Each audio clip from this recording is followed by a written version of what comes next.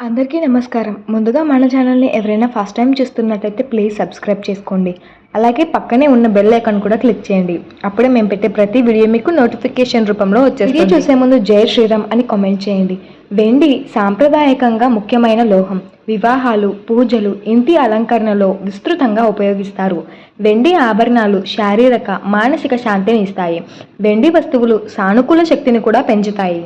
ముఖ్యంగా పూజలలో వెండి దీపాలు, పళ్ళాలు, ధూపపు కప్పులు, చందనం కుండలు ముఖ్యమైనవి ఎక్కువగా ఉపయోగిస్తూ ఉంటారు. ఇంట్లో వెండి వినాయకుడు, లక్ష్మీదేవి, అన్నపూర్ణ వంటి విగ్రహాలను ఉంచుతారు.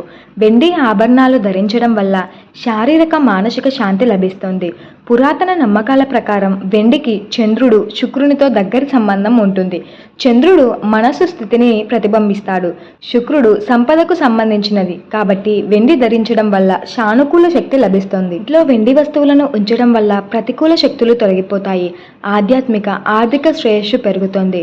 పూజా గదిలో వెండి దీపాలు లేదా విగ్రహాలను ఉంచడం వల్ల ఇంట్లో శాంతి నెలకొంటుంది. వెండి దేవతా విగ్రహాలను పూజించడం వల్ల కుటుంబం అంతా సుఖ సంతోషాలతో ఉంటుంది. అయితే ఇంట్లో వెండి వస్తువులను ఉత్తర, ఈశాన్య దిశలలో ఉంచడం ఉత్తమమైనదిగా పరిగణిస్తారు. ఎందుకంటే ఈ దిశలు సంపదకు, ఆధ్యాత్మిక శక్తులను పెంచుతాయనే నమ్మకం.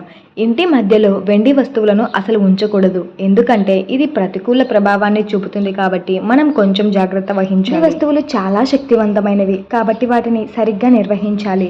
వెండి ఆభరణాలు లేదా పూజా వస్తువులను ఎరుపు వస్త్రంలో చుట్టి ఉంచడం వల్ల చంద్రుని శక్తి పెరుగుతుంది. మనసు శాంతిస్తుంది. ఆనందంగా వెండిని ఎరుపు వస్త్రంలో కట్టి అలాగే పశ్చిమ దిశలో ఉంచడం వల్ల ఇంట్లో శ్రేయస్సు కూడా పెరుగుతుంది. సానుకూల ఫలితాలు కూడా లభిస్తాయి. హోప్ యూ ఆల్ గైస్ మీకు ఈ వీడియో నచ్చిందని అనుకుంటున్నాను. వీడియో నచ్చితే తప్పకుండా లైక్ చేసి, షేర్ చేసి, సబ్స్క్రైబ్ చేసుకోండి. అలాగే పక్కనే ఉన్న బెల్ ఐకాన్ కూడా క్లిక్ చేయండి.